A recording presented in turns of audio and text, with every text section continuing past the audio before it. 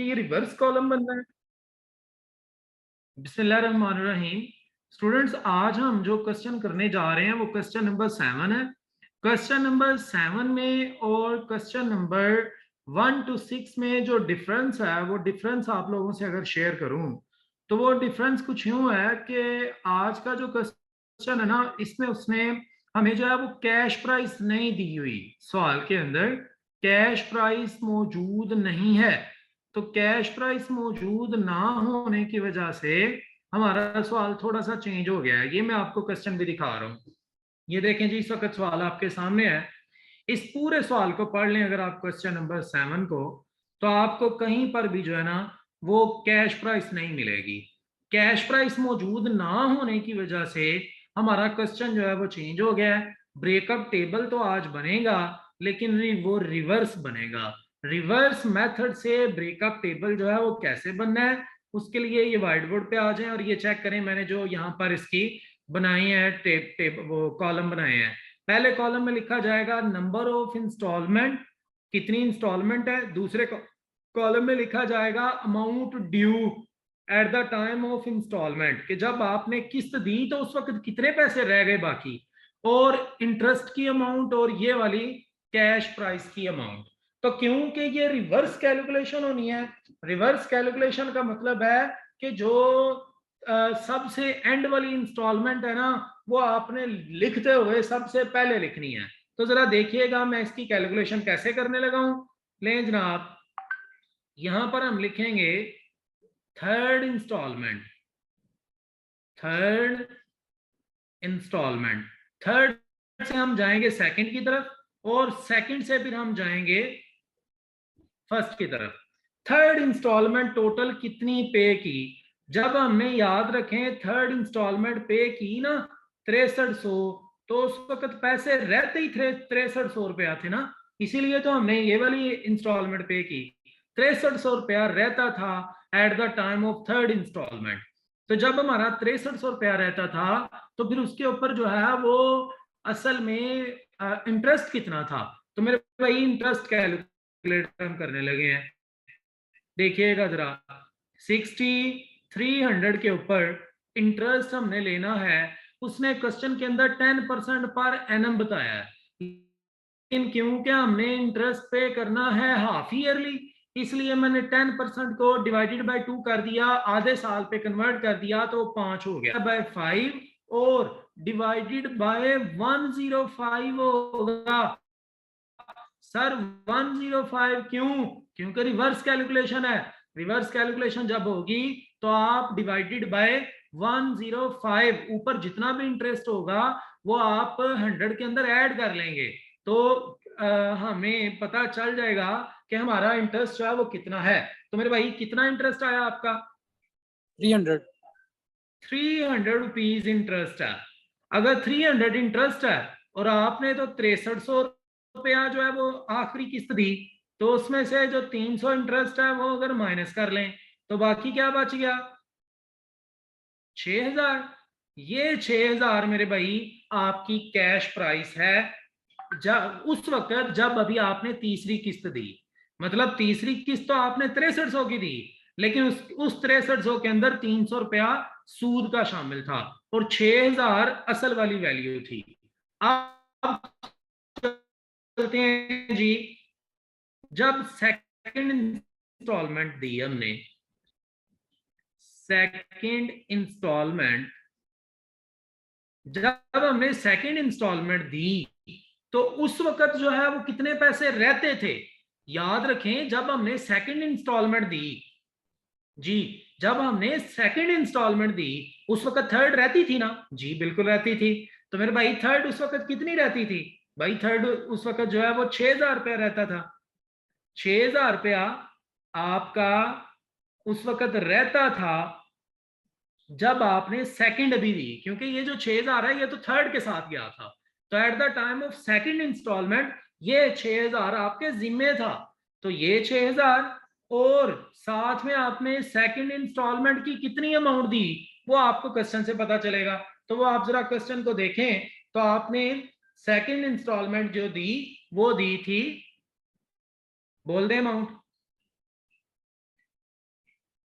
7440 7440 7440 ये आपने दी। तो आपका भी टोटल कितने पैसे थे at the time of second instalment जो आपने पे करने थे?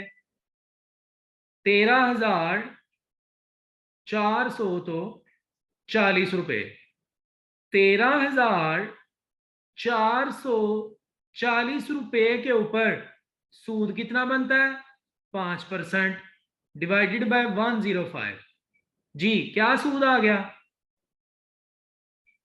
640 600 तो 40 रुपए सूद है किसके अंदर? दूसरी किस्त के अंदर। और दूसरी किस्त कितने की है? दूसरी किस्त है 7440 की। इसमें से 640 रुपया सूद माइनस करें तो जो आप क्या आ गया?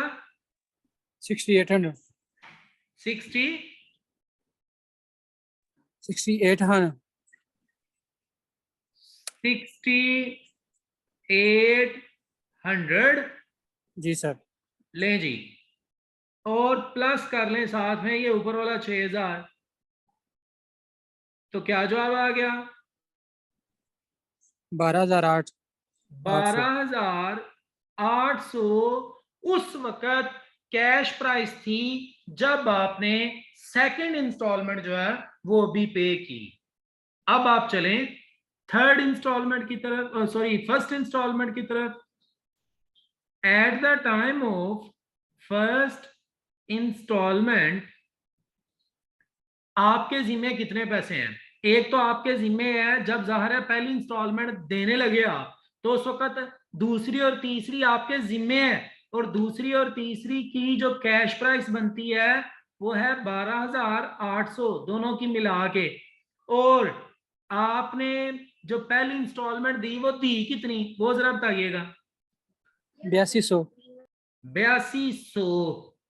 तो at the time of first instalment आपके जिम्मे टोटल कितने पैसे थे?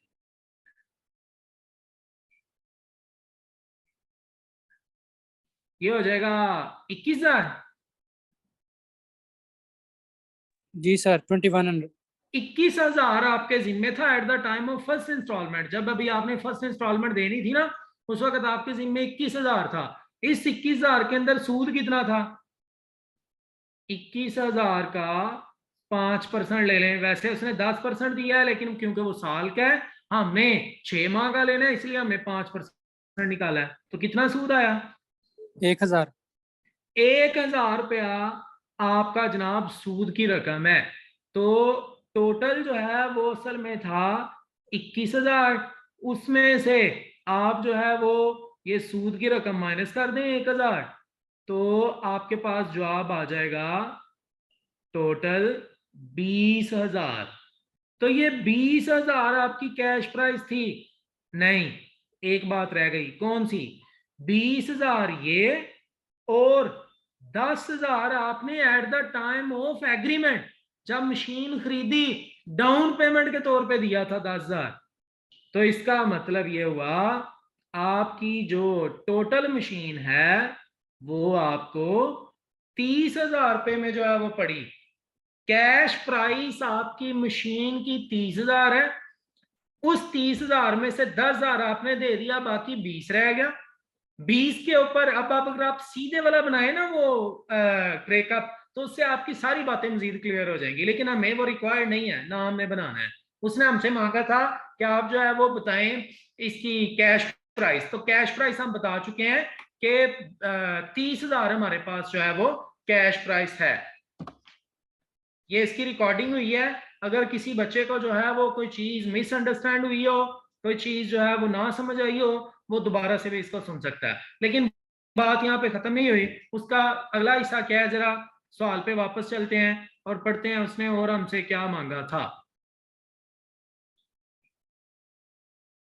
ले जी, कैश प्राइस हम निकाल चुके हैं और उसने हमें कहा था जी and show hire purchaser account in the book of hire vendor। Higher vendor की बुक में, वेंडर वो होता है जो चीजें बेच रहा है, जिसने मशीन बेची है ना, आपने अब उसकी बुक में एक अकाउंट बनाना है। किसका? हायर परचेजर का। अब ना आप खुद को समझ लें कि आप जो है ना वो हायर वेंडर हैं। वेंडर वो होता है जो चीजें बेच रहा है, मतलब आप खुद को समझें कि आप चीजें बेचने वाले हैं। तो मेरे भाई अगर आप चीजें बेचने वाले हैं तो आपने जिसको चीजें बेची हैं उसका जाहिर है आपने अकाउंट अपने पास बनाना है। और आप लोगों ने जब भी अकाउंट बनाना हो तो जनाब उसके लिए हमने क्या करना होता है, लेजर का फॉर्मेट बनाना है और उसका अकाउंट बना देना है जी। तो ये देखिएगा जी, हम लेजर का फॉर्मेट बना के तो हायर परचेजर का अकाउंट बनाने लगे हैं। हम खुद को क्या समझ लेंगे, हम समझेंगे कि हम जो है वो हायर वेंडर हैं, हमने मशीन बेची है। तो जब हमने मशीन बेची है तो जाहिर है फिर हमने पैसे लेने हैं और हमने फिर उसका हायर परचेजर का अकाउंट जो है वो बनाना है। तो ये जनाब लेजर है असल में। और ये आपको पता है उसी बच्चे को आता है जिसको जर्नल एंट्रीज आती हों। तो जर्नल एंट्रीज जो है वो मैंने प्रॉपर आपको इस चैप्टर की करवाई हुई हैं। आप उस जर्नल एंट्रीज को ज़हन में रखें और फिर इसको कीजिएगा। ले जनाब हम इसका अब हायर वेंडर की बुक में हायर परचेजर अकाउंट बनाने लगे हैं। हायर परचेजर अकाउंट, बाकी आपको पता है date particular amount, date particular amount. ले जी हम हैं हायर वेंडर, हमने जो है वो मशीन बेची है। किसको? हायर परचेजर को। जब हमने उसे मशीन बेची तो एंट्री क्या पास हुई? एंट्री पास हुई जी machine hire purchaser account debit, hire purchaser account debit, यकम जुलाई 2017, 16 शायद 2016, हायर परचेजर अकाउंट डेबिट किसकी वजह से? मशीन की वजह से, हमने उसे मशीन बेची है। साथ ही ना उसने सेम डेट पर उसने हमें कुछ पैसे दे दिए। जब हायर परचेजर ने हमें पैसे दिए तो हमें मिला कैश, कैश अकाउंट डेबिट। और हमने उससे पैसे लेने थे, वो हमारा डेटर था, लेकिन अब डेटर नहीं रहा, डेटर में कमी हो गई, एसेट में कमी हुई। एसेट में कमी हो तो हम उसे क्रेडिट करते हैं। अब ये बातें मैं जुबानी कर रहा हूँ लेकिन आपको पता नहीं समझ आ रही है कि नहीं आ रही, जरा देखिएगा। ये मैं आपके लिए सिर्फ ये एंट्री पास कर रहा हूँ, मजीद मैं नहीं करूंगा। एंट्री पास हुई जब हमने मशीन बेची थी ना, तो एंट्री पास हुई थी हायर परचेजर अकाउंट डेबिट और मशीन अकाउंट क्रेडिट। ये एंट्री पहली पास हुई। उसके बाद जनाब एंट्री पास हुई थी, हमने उससे पैसे लिए, कैश अकाउंट डेबिट और हायर परचेजर क्रेडिट। क्योंकि पहले वो हमारा एसेट था लेकिन अब वो एसेट नहीं रहा, एसेट में कमी क्रेडिट। तो देखें हायर परचेजर क्या हुआ? क्रेडिट। हम भी हायर परचेजर को क्या करेंगे? क्रेडिट। उसने सेम डेट को हमें 10,000 रुपया दे दिया था at the time of down payment, eight the time of agreement, down payment के तौर पे। तो हमने हायर परचेजर को क्रेडिट किया, किसकी वजह से? कैश की वजह से। फिर क्या हुआ जी? फिर जनाब साल खत्म हुआ। साल जब खत्म हुआ तो आ गया 31 दिसंबर। 31 दिसंबर को क्या हुआ? हमने उससे पहली किस्त वसूल की। 31 दिसंबर को हमने उससे पहली किस्त वसूल की। जब हमने उससे पहली किस्त वसूल की तो वो पहली किस्त जरा ये देखें, पहली किस्त ये है जी। हमने उससे पहली किस्त की रकम जो टोटल ली थी ना, वो ली थी 8200। 8200 हमारी पहली रकम की, वो पहली किस्त की वो अमाउंट है। इस 8200 के अंदर सूद कितना शामिल था? ये देखें जी, 1000 रुपया सूद शामिल था। तो सूद को तो माइनस करें ना, बाकी कितने पैसे रह गए? 7200। तो जनाब हमने जब 7200 रुपया उससे वसूल किया तो एंट्री पास हुई again cash account debit, hire purchaser credit. हमने भी हायर परचेजर को क्रेडिट किया, किसकी वजह से? कैश की वजह से। सूद जो है वो हम जब लेते हैं तो उस वक्त उसकी एंट्री तो पास होती है कैश अकाउंट डेबिट और इंटरेस्ट रिसीव्ड क्रेडिट। इसमें देखें कहीं पे हायर वेंडर का नाम ही नहीं आया, इसलिए फिर मैंने इंटरेस्ट की एंट्री को हायर परचेजर की अकाउंट के अंदर लिखा ही नहीं है। हायर परचेजर का क्योंकि नाम इंटरेस्ट की एंट्री में नहीं आया, इसलिए फिर उसको नहीं लिखा। तो ये जनाब आपकी पहले साल की एंट्री हो गई दिसंबर की। ले जी, अब हम करेंगे टोटल 30,000, ये हैवियर साइड है, इसको आप इधर भी लिखें, इसमें से माइनस करेंगे दोनों चीजें, जो बैलेंस आया वो कितना आया मेरे भाई?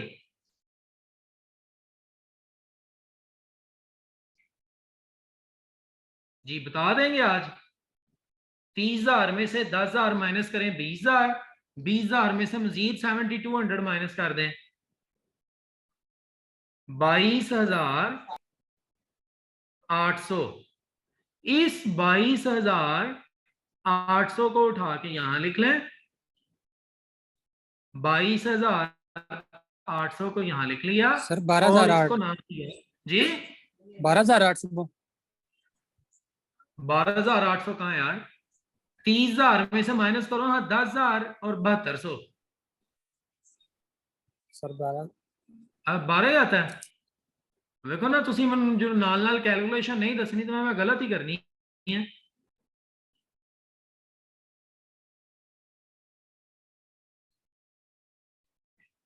सर 12,800 मेहरबानी है भैन जी नाल नाल दस दो तो। बैलेंस बीडी 12,800, ले जी 12,800।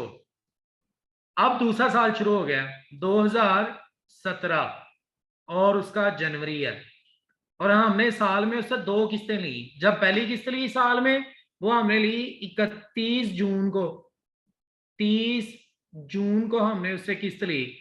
जब हमने 30 जून को उससे किस्त ली तो एंट्री यही पास हुई, cash account debit, hire purchaser credit. Hire purchaser को हम क्रेडिट करेंगे। हमने उससे ली दूसरी किस्त, और दूसरी किस्त जो है वो तो है वैसे तो 7440, लेकिन 7440 के अंदर आपको पता है सूद भी शामिल है। तो सूद कितना शामिल है? 640, ये माइनस कर दिया तो बाकी कितना रह गया था? 6800।